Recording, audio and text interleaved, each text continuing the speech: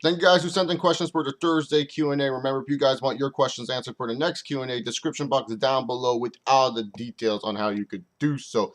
Anyways, guys, let's get started with this one.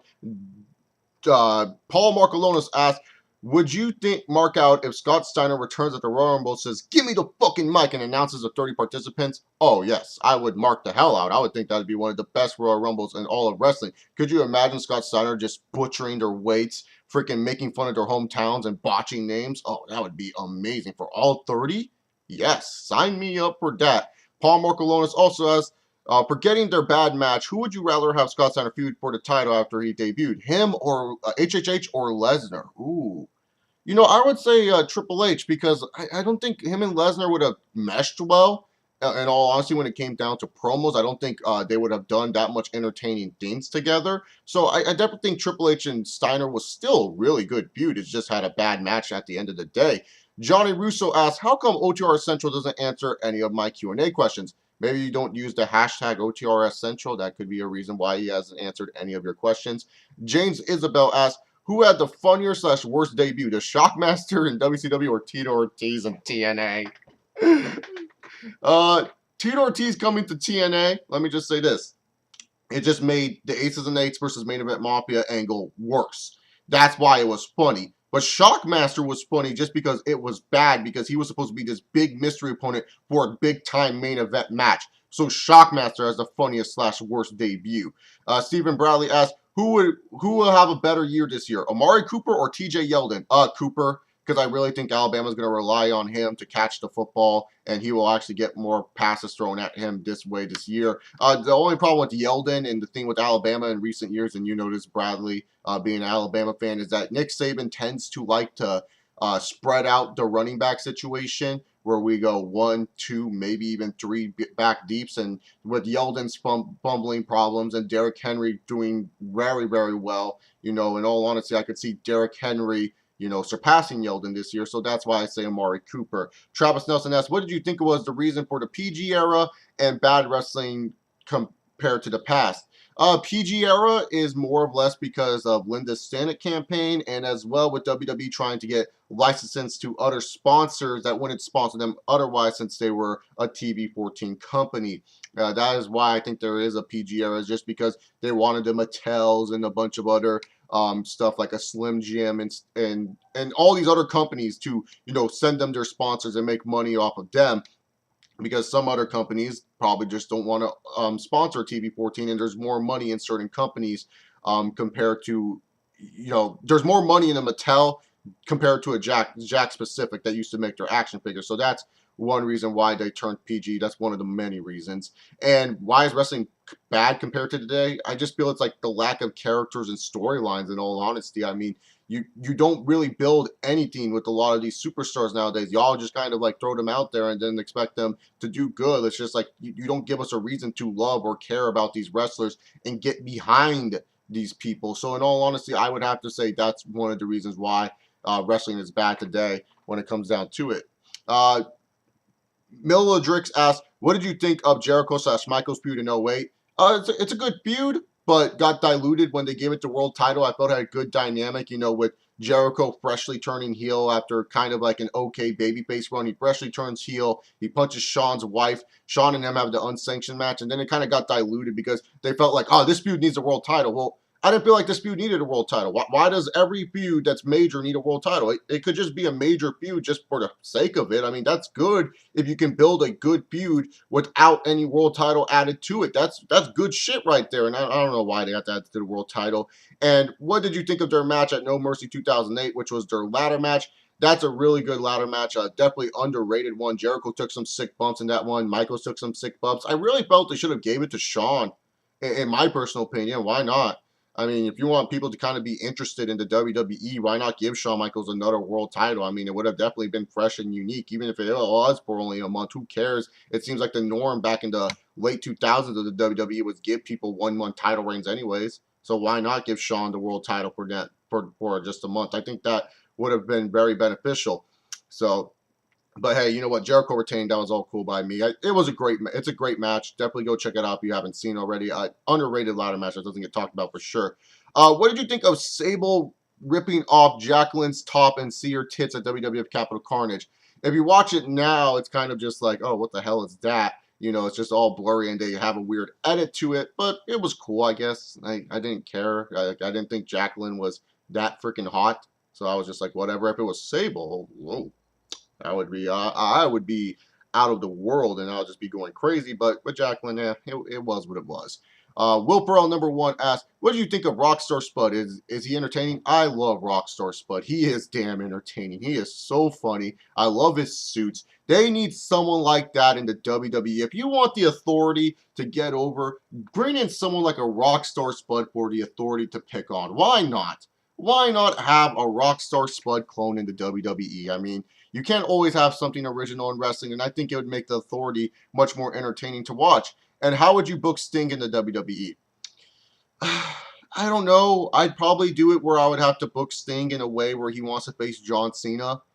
That's what I could say. I don't have the definitive answer for you, man, because this ain't like 2006 Sting. This is like 2014 Sting. This is Sting, you know, looking to wrestle 1 or 2 big matches in the last run of his career, man. Like, this ain't Sting like fucking 2006. Like I said, this is Sting looking for one more match. And really, to be honest, besides Undertaker, whose streak is over, and I can't base off that, I would have to think of, you know, Sting and Cena. And really, to be honest, I just wouldn't know how to book that feud. You know, Cena respects Sting, and he just wants a match for the fuck of it all. I guess I don't know how I would book Sting in today's wrestling. I think it would be hard to book a character like Sting in today's wrestling, in my personal opinion. Gemini S asks, how would you book Karma on a Divas run if she wasn't pregnant? I'll just have her be dominant. I'll just make Karma the most dominant diva. I would have her go on like a Samoa Joe type run. I'd have her win the Divas title. And then ultimately, I'll just build it up for this big match between her and Beth Phoenix. And where Beth Phoenix overcomes the odds and she beats Karma. And then that sets up a big time Karma and Beth Phoenix feud that you could use at a SummerSlam. You know, in all honesty, that's one match that I feel like the WWE wishes they got in their Divas division was Beth Phoenix versus Karma big time. In fact, I would also have Karma, you know, squash some legend divas while I'm at it. You know, I believe like during that time they could have brought back Trish Stratus and Lita just for like an in-ring segment. I would have brought in Karma to like beat the crap out of Trish and Lita to get more heel heat on her. I think she would have done wonders. And did you see the recent TMNT movie? Yes, it is bad. You know a movie's bad when Megan Fox is the best actor in it. She was the best one in that whole fucking movie. That was a bad movie. I fell asleep during it, man. I literally fell asleep. If it wasn't for fucking Shredder being loud as fuck, I would have not waken up for that fucking movie. God, that was not good. Not as bad as Teenage Mutant Ninja Turtles 3, but that is not a good movie. Final Limits asks, did you find it hypocritical that fans shit on Eva Marie for being a model turned wrestler, yet nobody says anything about Trish being a model turned wrestler? And remember that she was fucking terrible in the ring when she started as well. Here's the difference though, Final Limits, with Trish, was that Trish was actually passionate about the wrestling industry. And when you would see Trish wrestle, you could actually see she was trying. Eva Marie, we can see totally that she is just someone that's in it for the fame. She's not in it to get better. You can say, oh, she's gotten better. Oh, really? She's gotten better? Fuck, man. Some of the basic stuff she does, I could go out there and do as well. That's the thing. Eva Marie just doesn't show as much fire and spunk that Trish did when she was first starting out. You could say, yes, she was terrible, but at least Trish would try, and she would do her damn best to make sure a match was good. Eva Marie does not try. She hopes that the person that is wrestling with her can carry her into a good match. So it's not hypocritical. It really isn't, because look at how long Eva Marie has been in the company, dog. She's been in the company for almost a year, for pretty much a year now. She's been in the company. And have you seen any improvement with her game whatsoever? Have you seen anything that makes you say, like, holy crap, this girl is blowing me away? Trish, you could see that in the year after her career. After 1 year of her in the WWE, you could see she improved a lot. Eva Marie, do you really think she's someone that you could use in a big Divas feud? Trish, you know, like I said, after 1 year in her career, you could see this girl possibly becoming Divas champion or women's champion at the time. Do you see Eva Marie any possibility of this girl becoming Divas champion? That's all I got to say about that. Yes, it's kind of hypocritical, but also you got to look at the situation here. Trish was at least trying. Eva Marie isn't trying. And how do you feel about Robin Williams passing? It was a sad, sad day for me. I loved Robin Williams. It sucks how he went, but you know, it is what it is. Sometimes people who are depressed, they can't control their emotions. Red Wolf 316 asks, which of the 3 SummerSlam bad decisions / burial was the worst? Shawn Michaels burying Vader at SummerSlam 1996, Triple H burying Goldberg at SummerSlam 2003, or John Cena burying the whole Nexus faction at SummerSlam 2010. Now, Shawn burying Vader was bad. It was bad, but it wasn't the worst because Vader was just one megastar that you let go by you. Triple H burying Goldberg, it was in a terrible Elimination Chamber match, and it was booked in such a terrible way, but the thing with Goldberg is he was still hot at the end of the day. It wasn't like you're going to take away all of Goldberg's heat, but it did hurt Goldberg just a teensy bit. But John Cena burying the Nexus is the worst SummerSlam burial of all time, because let's just put it this way. 7 fucking guys he buried. He buried 7 guys that could have been used in your main roster in any way, shape, or form. Look at David Otunga. Oh, there's a good lower Carter, maybe one day mid Carter for you. Look at freaking Michael Tarver. Here's a guy that has a high ceiling that maybe one day could be featured in a main event role if he ever improves. Look at Justin Gabriel. Oh, we need a new high flyer. We need to add more high flyers. Here's one of our new high flyers for you, Justin fucking Gabriel. Look at Heath Slater. Oh, we need a funny mid-carder. There's Heath Slater. Look at, oh, fuck, I'm drawing a blank on one of the names. I knew, Darren Young. You know, just a lower card guy for you, a good enhancement guy. Look at Skip Sheffield, oh, soon to become Ryback. There was a big star in the fucking making in fucking Ryback. And Wade Barrett was, of course, going to be a big fucking star. But look at that. John Cena buried 7 fucking guys that could actually help your damn company. Ugh. Yeah, no, John Cena's buried on the Nexus is way worse. Shawn buried one guy in Vader, and you know, even though Vader could have helped WWF back there in 96, they still turned out okay at the end of the day. They still got, you know, Stone Cold Steve Austin and a bunch of other guys to step up to the plate. You know, even though Triple H buried Goldberg in 2003, they were still okay. They still had a bunch of other stars that they could build off of in 2003. But in 2010, where the WWE needed new fucking stars, needed fresh new faces, besides the same John Cena and the same Randy Orton, it was just like, nah, dude, let's just fucking bury these 7 potential guys that could help lengthen out our roster. And if you look at it, these 7 guys, they haven't really done fucking shit. David Otunga is like nowhere to be seen. Darren Young is hurt right now. Fucking Michael Tarver got released. Ryback's being a jobber. Heath Slater, you know, he's getting something at least, but it's always the same with Slater. You know, he either jobs or he wins matches randomly, and we are supposed to care. Wade Barrett is injured again, and he hasn't really progressed at all in the card. I mean, he keeps on winning the Intercontinental title anytime they feel like they need to push this guy. You know, so when it comes down to it, you know, Nexus and Justin Gabriel stuck on NXT, so yeah, John Cena burying the Nexus for sure. And if you had if superpowers were real, what would your superpowers be? That's a hard one, man. I would have to say Nightcrawler's teleportation. The reason why I say teleportation is I just think it'd be easier just to do shit. Oh, I need to be somewhere, pew, pew, and go like that. But I would make sure my teleportation powers, they can go anywhere. Like, so as long as I think about it, kind of like Goku's instant transmission back in the day, where Goku would just do this and then he would just instant transmission anywhere. That's what I would do. I would definitely have teleportation or instant transmission for sure, man. I don't know. I just always felt teleportation. It'd just be more convenient. Can you imagine? You don't need to drive anywhere. You don't need to go. You don't need to work as hard to go anywhere. You just go, and then you just transmit yourself over there. I think that'd be fucking awesome. Reed19 asked, what if Scott Steiner and the Iron Sheik were a commentary team together for the WWE show? How many minutes seconds would it take for them to make the WWE no longer PG show? The first fucking minute of the show. The first minute of the show, you will have Scott Steiner and Iron Sheik cussing, and the WWE will be on please stand by. That's how long it would take for them not to be a PG show. It would be a fucking awesome commentary team, though. And number 2, would it make more sense from a storyline perspective to have Undertaker's career end, win, lose, or draw at WrestleMania 28 in the end of a mirror match? And how much heat would Triple H have gotten if he actually won? Triple H would be one of the most hated men in the IWC, that's for sure. And when it comes down to the Undertaker's undefeated streak, win, lose, or draw, I think it should have ended at WrestleMania 28, that's for sure. I mean, it was called End of a Fucking Era. If it's the end of an era, it should be the end of the streak too. It should be like, it's over, it's done. Undertaker's done defending the streak.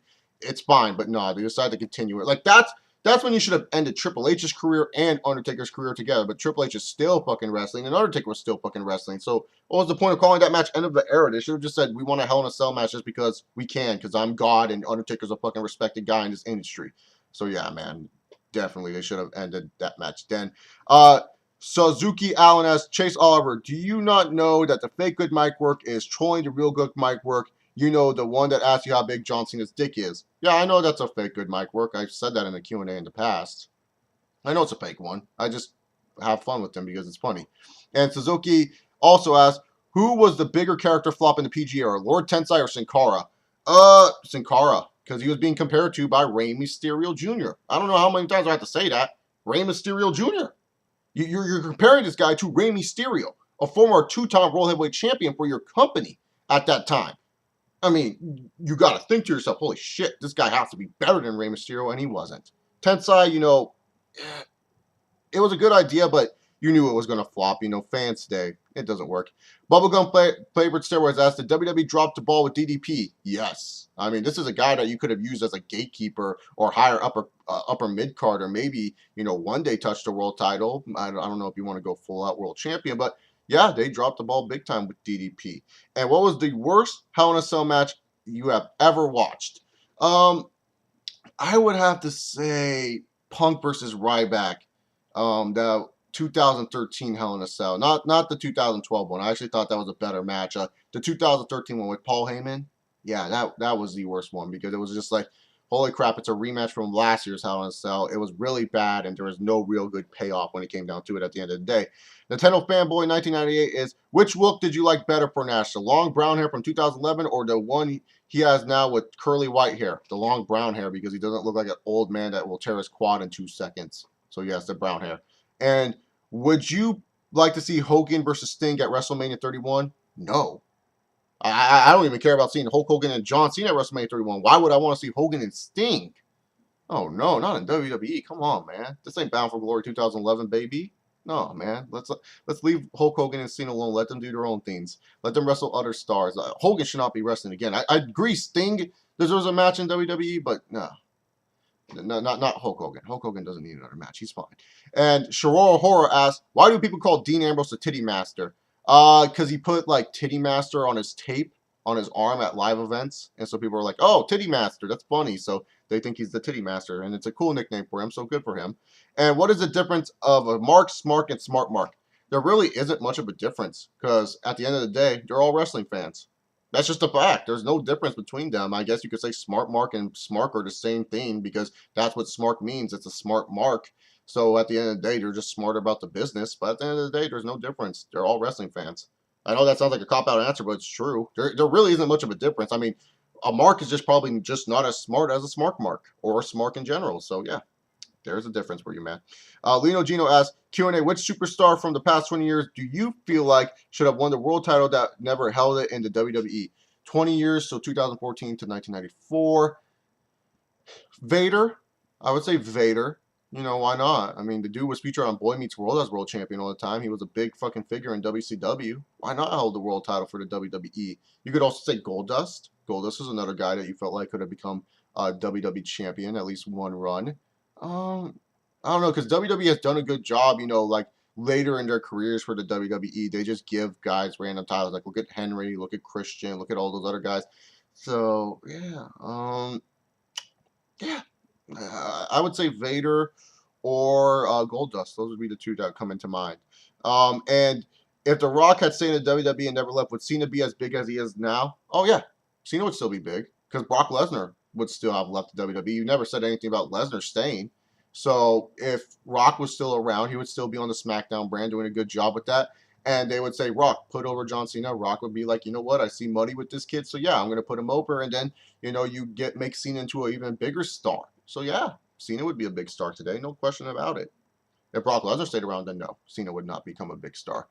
John Avenger asks, I got 2 questions for you, man. First, what was the most disappointing feud in the WWE? Cena and Orton. If you look at how many years fucking Cena and Orton have been fucking pushed to the top, how terrible their feud has been, and it hasn't really helped the company all that much. So you got to say Cena and Randy Orton. So yeah, Cena and Orton. And second, have you ever seen any of the WWE films in the last couple of years? Yeah, 12 Rounds 2, Marine 3. Those are the ones that come into mind. Inside Out with Triple H. So yeah, I've seen a couple of them. They're not good. They're all right. I don't think they're like the worst movies I've ever seen, but they're all right. And what did you think of when Brock? Oh, okay. Mr. TNA 2005 asked questions. To me, Mark Henry retirement was gold and the best segment in the last 2 or 3 years of Raw. I think it does not get the credit and remember value that it should. What do you think? Reason for that, Mr. TNA 2005, why it probably doesn't get the credit and the memory value that it should, is because Mark Henry didn't win the title at Money in the Bank. If Mark Henry would have won the title at Money in the Bank, oh yeah, then definitely one of the best segments of all time. And number 2, which team do you see a surprise Super Bowl winner in the next year? Surprise Super Bowl winning team. In the next year for this year's season.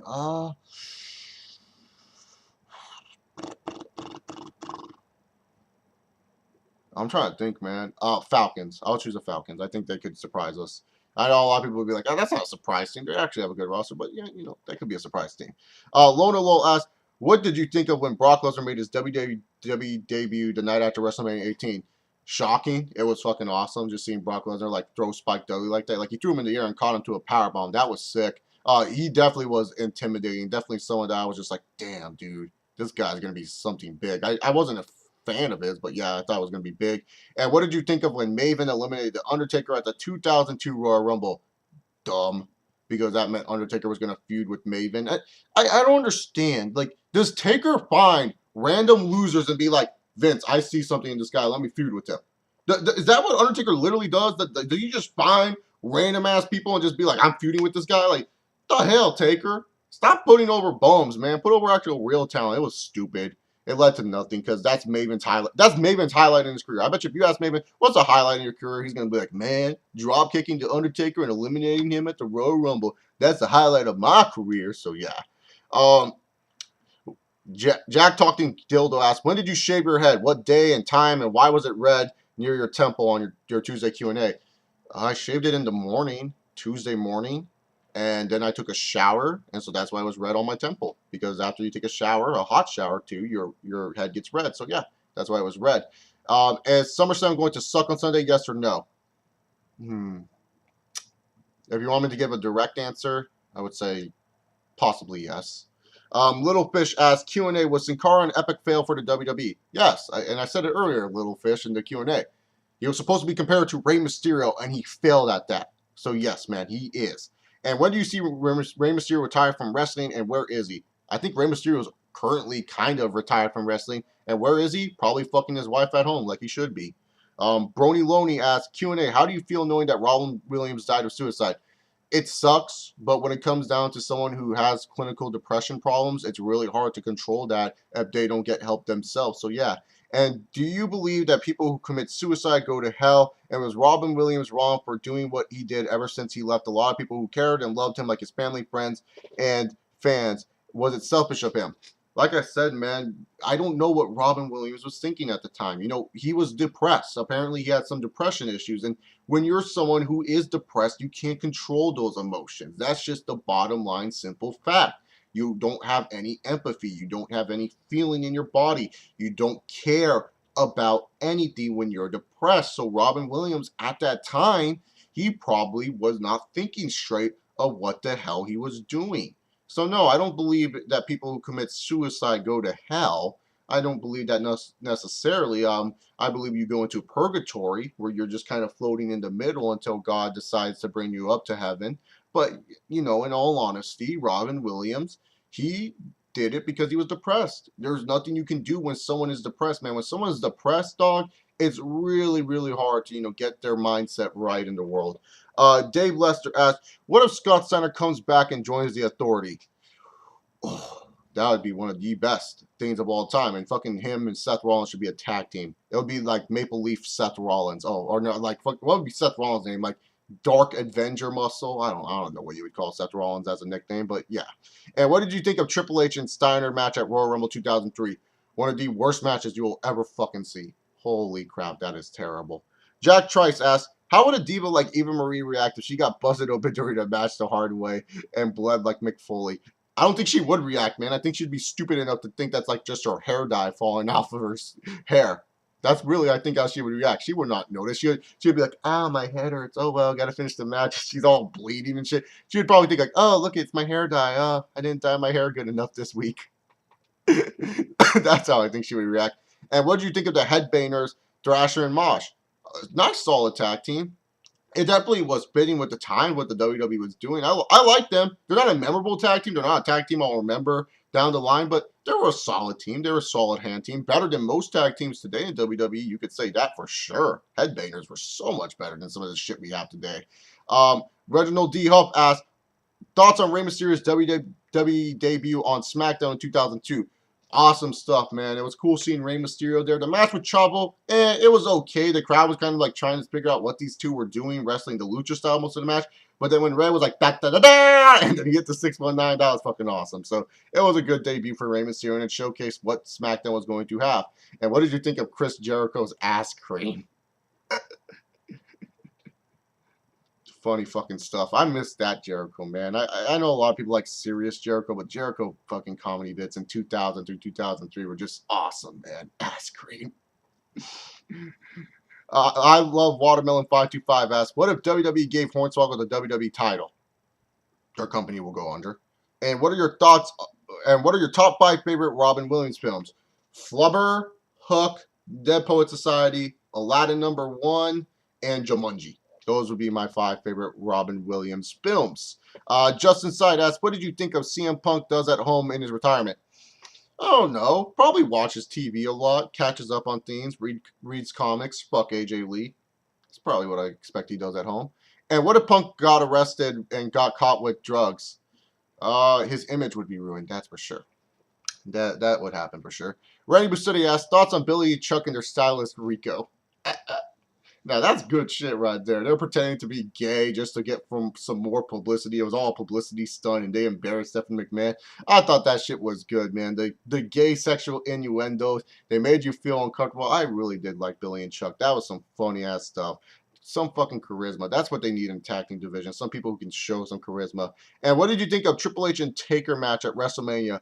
Which one was their best match of all the 3 they had? I would say the 28 for me was my favorite. That's my favorite, but overall pure best match, I would have to say 17. I think 17 is their best match that they've had when wrestling together. Because 27, it was a good match, and it told a good story, and it was definitely exciting. And especially when Triple H hit the tombstone on Undertaker, a lot of people probably thought it was over then. And then when Undertaker kicked out, I remember freaking out. So really, to be honest, I think 27 has a good story, and 28 tells a really good story, but I would say 17, just pure match. If you want to look at a pure match, that's their best match overall. Petrol Hilton asked, what is the best Kane versus Undertaker matches you have seen? Kane and Taker at 14, and Kane and Taker in the Inferno match. Those are the 2 best Kane and Undertaker matches, in my opinion. And what do you think of Cena's new shirt, and does he look like he works at McDonald's to you? I don't like Cena in red and yellow, and he doesn't look like a McDonald's worker. He more looks like a Wendy's worker to me. John Cutt asked, Q&A, what did you think of John Laurinaitis' feud with CM Punk in early 2012? One of those feuds that they really wanted to get over, and they thought like, this is the new Vince McMahon and Stone Cold. Okay, well, first of all, let's not go too far. John Laurinaitis wishes he was Vince McMahon, dude. CM Punk, yeah, he could cover the Stone Cold role all he wants. But really, to be honest, John Laurinaitis, there's no way in hell this motherfucker is Vince McMahon. Calm your fucking tits, people. So, yeah, that's all I got to say about that. And what shirt of Cena do you think made him look stupider than he already does? Out of every single shirt, which one do you choose made him look stupid? Ooh. Which Cena shirt made him look stupid? That's a good one. I'm trying to think which one that I just hated. I would have to say the red one. The red one that he debuted at WrestleMania 27. Yeah, I would say that red one made him look the most stupid. He had that one for a long time. I didn't feel like the red really meshes well on him. So I would say the red one. That made him the most stupid looking. And who's better rapper, R-Truth or Greg Toomer asked this. Who's a better rapper, R-Truth or Lil Wayne? Lil Wayne, because he's more successful. And Greg Toomer also asked, which Summer angle did you feel like was a bigger screw up, the Nexus angle or Summer of Punk angle? Summer of Punk. No questions asked. The Summer of Punk was the biggest screw up that they had in the last 5 years. It's either that or Ryback. Those are the two biggest screw ups in the PG era. And the Gochi Man actually asked a question about the Summer of Punk. And the WWE had booked the Summer of Punk angle right, then do you think CM Punk would have been a bigger star than he is now? Oh, hell yeah. Oh, hell yeah. CM Punk would be a huge mega star. You know, you have it where this company is actually doing something interesting outside of the box, something that people could relate to, that that they wish they could do, that they could walk out of their jobs and be more successful outside of their jobs. Oh yeah, most definitely. He would have been a big mega star. He would have surpassed Cena if they would have fucking had CM Punk gone from the company for, let's say, 6 months. How even a year. Could you imagine WrestleMania just fucking like, you know, the WWE trying to find a new champion, and all of a sudden they get their champion and then CM Punk comes out and fucking stares down with Cena? Oh yeah, most definitely. They fucked up big time with that one. And Gochi Man asked, hard Q&A. I know there has been a lot of bad episodes of Raw over the years in this PG era, but which Raw episode stands out to you the most as the worst Raw you have ever seen in the PG era? The worst Raw in the PG era. That's a good one. This is a hard question. I'm trying to think off the top of my head. I can't say the Nexus one because that one was really, really fucking bad.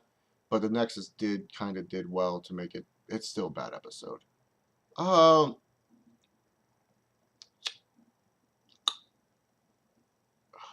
was the one that you know what? The one that Jeremy Piven hosted. That was a bad episode. Where he called it Summerfest. Yeah, Miz and Cena in the Lumberjack match. That would be the worst episode in the PG era. Just covering off the top of my head, I could remember that episode being really, really bad. Joe Juicy asked, in your opinion, what was the worst finisher you've ever seen? The Wasteland. The fuck is that shit? God, that's a terrible finisher. Wasteland for sure. Mr. Juicy asked, if John Gonzalez was still alive and WWE booked him in a match against Great Khali at WrestleMania 31, how bad would the match be? Oh, that match would be terrible. Could you imagine those two buffoons going at it? Oh, God,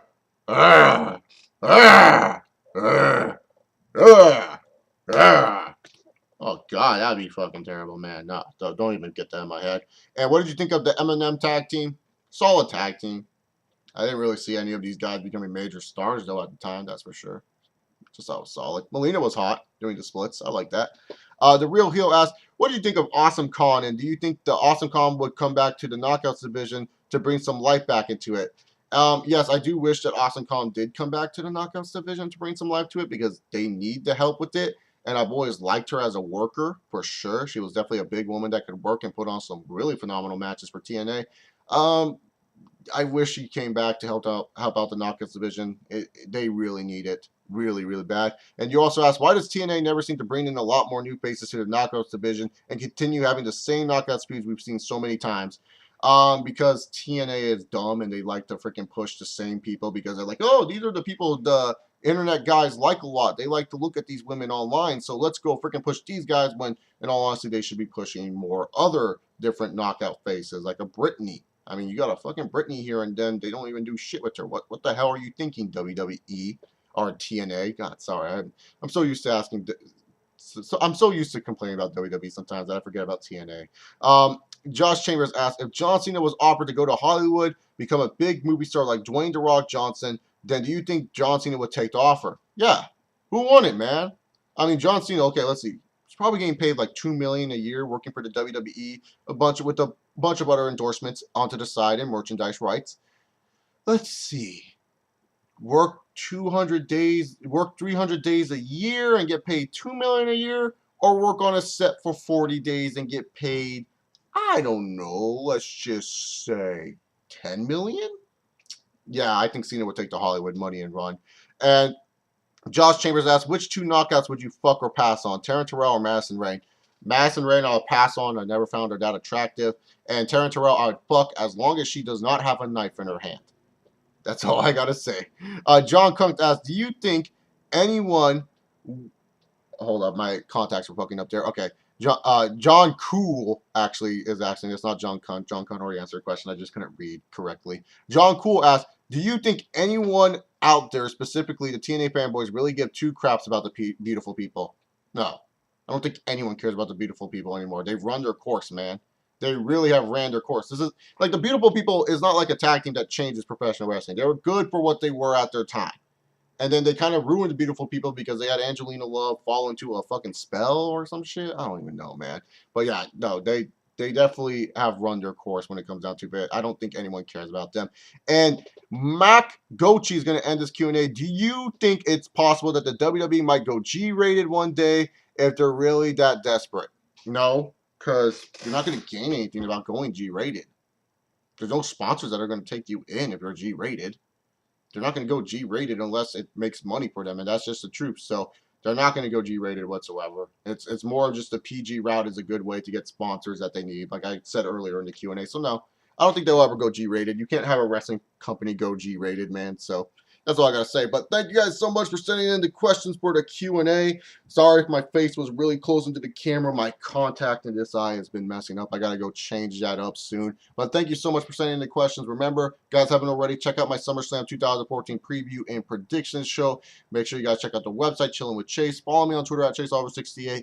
And please stay tuned for tomorrow as I talk about Impact Wrestling and NXT. I'll see you all next time. Peace.